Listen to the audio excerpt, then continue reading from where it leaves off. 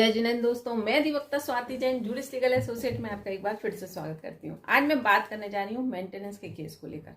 Maintenance के case में मेरा ये मानना है कि अगर पति अपने केस को लेकर थोड़ा एक्टिव रहे तो 101% मेंटेनेंस देने से बच सकता है, या जितनी जरूरत है उतना ही मेंटेनेंस देना पड़ेगा, उससे अधिक मेंटेनेंस नहीं देना पड़ेगा।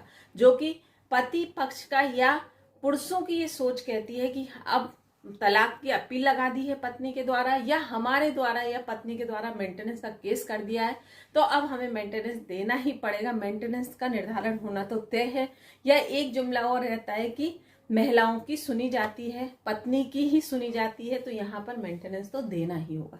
लेकिन मुझे ये बात गलत लगती है। अगर पुरुष वर्ग थोड़ा सा एक्टिव होकर थोड़े से अपने केस पर फोकस कर चले तो यहाँ पर इस चीज से आप बच सकते हैं, और ये आप इस वीडियो के माध्यम से समझ सकते हैं। अगर आपके केस की परिस्थितियां भी कुछ ऐसी हैं तो आप यहाँ पर इस चीज को समझकर चलें तो आपको बेनिफिट मिलेगा। आज हम इसी पर बात करते हैं। जानकारी पूरी पाने के लिए वीडियो में बने रहिए, और अगर अभी तक आपने मेरे चैनल को सब्सक्राइब नहीं किया है तो मैं आपसे रिक्वेस्ट करूंगी कि मेरे चैनल को सब्सक्राइब कर लीजिए ताकि आने वाली वीडियो की नोटिफिकेशन आपको मिल सके। चलिए बात करते हैं मेंटेनेंस के केस को लेकर। पत्नी के द्वारा जब भी वाद विवाद होता है, नॉर्मल कहानी है, अपने पीहर चली गई, वहां से अगर आप बुलाने का प्रयास कर रहे हैं तो पत्नी इग्नोर कर रही है, किसी भी प्रकार से कोई भी रिस्पॉन्ड नहीं दे रही है, या आपने ज्यादा प्रयास किए, ज्यादा जोर जबरदस्ती करने की कोशिश की, मतलब आपने कहीं ना कहीं से दबाव बनाने का ये प्रयास किया कि पत्नी आ जाए, नहीं तो मैं तलाक ले लूंगा, या मैं दूसरी शादी कर लूंगा, या मैं अब तलाक के पेपर भेज ही रहा हूं।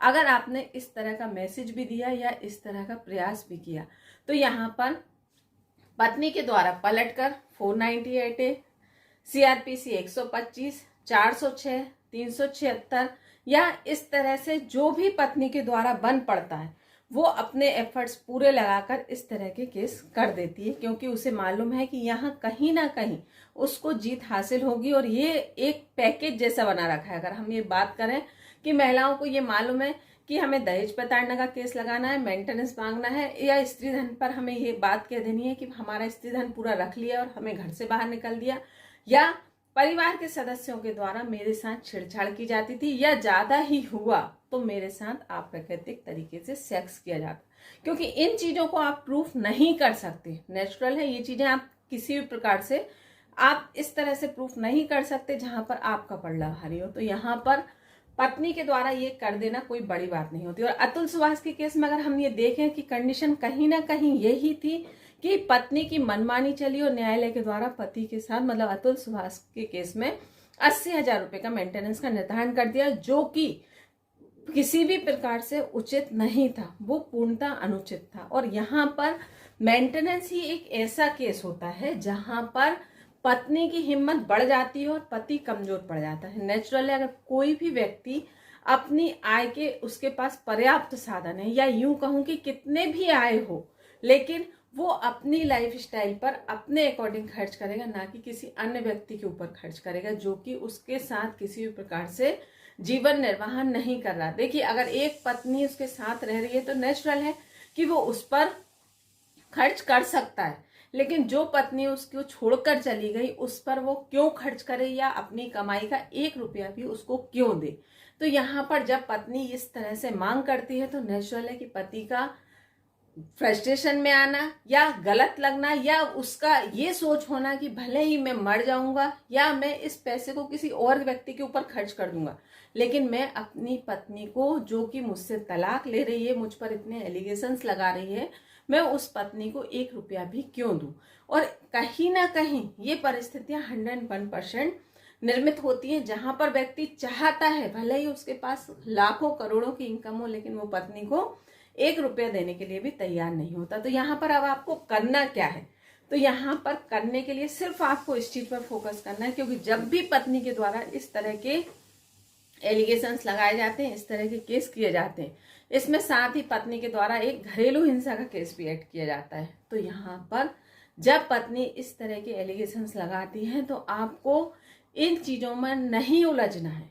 अगर CRPC 125 का केस चल रहा है तो आपका फोकस पूरी तरीके से उसी पर होना चाहिए। आपको इस तरह से बात रखना चाहिए, अगर आपको कोई भी जानकारी है कि जहां आपको लगता है कि नहीं पत्नी की इनकम के सोर्सेज इतने हैं, पत्नी के पास आय है, या पत्नी पहले कमाती थी पत्नी ने आज छोड़ा है, या पत्नी शादी के पहले तक कमा रही थी या शादी के कुछ समय बाद तक कमाती रही, उसके बाद पत्नी ने जब देखा कि मेरे पास इनकम अच्छी खासी है, तो यहाँ पर पत्नी के द्वारा अपना जॉब छोड़ दिया गया। तो यहाँ पर इस तरह से जब भी पत्नी के द्वारा ये आरोप लगाए जाएं, तो आपको इनमें नहीं उलझना है। आपको सिर्फ इसी बात पर फोकस करना है कि पत्नी की आय इतनी थी, पत्नी इस तरह का जॉब करती थी, पत्नी अगर चाहे तो मुझे मतलब इस तरह से अपना अच्छा खासा जीवन जी सकती है, पत्नी इतनी एजुकेटेड है। मतलब आपको पूरी इन्हीं चीज़ों पर फोकस करना है। इनकम एफिडेविट की मांग करना है, बैंक अकाउंट की मांग करना है,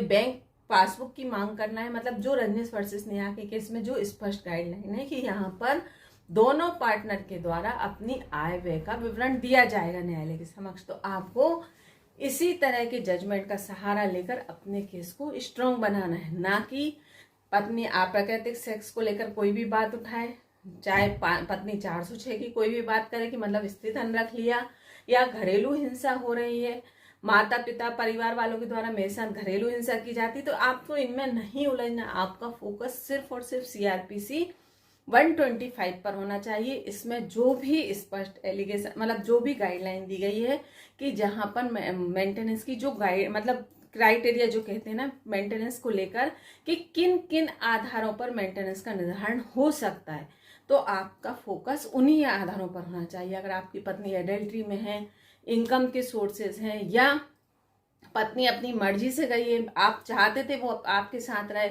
आपने उसमें जो एफर्ट्स लगाए हैं आप वो न्यायालय के समक्ष रखें। मतलब कुल मिलाकर आपको इन्हीं बातों के आसपास घूमना है और इन्हीं बातों पर आपको एविडेंसेस मांगना है, इन्हीं आधारों पर आपको एविडेंसेस देना है।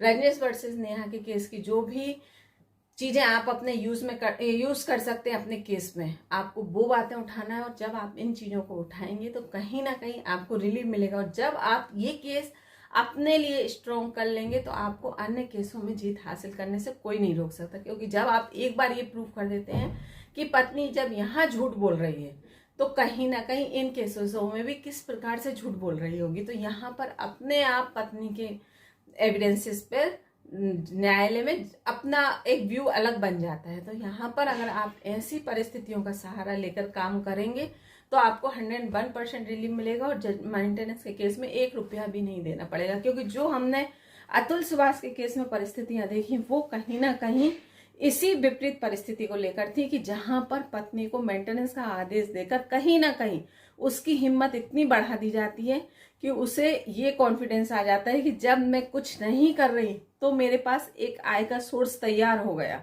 और पति को यहाँ कमजोरी आ जाती है कि मैंने तो कुछ किया ही नहीं और मेरे इनकम से इतना और जाने लगा। तो यहाँ पर कहीं ना कहीं मेंटेनेंस का केस एक बहुत मजबूत कड़ी दे देता है पत्नी को। और अगर आप यहाँ पर मेंटेनेंस के केस में फोकस कर अपने केस को स्ट्रॉन्ग बनाएंगे तो यहाँ पर आपको अन्य केसों में भी रिलीफ मिलना तय है। जानकारी अच्छी लगी है तो एक बार मुझे कमेंट बॉक्स में कमेंट करके जरूर बताइएगा। धन्यवाद।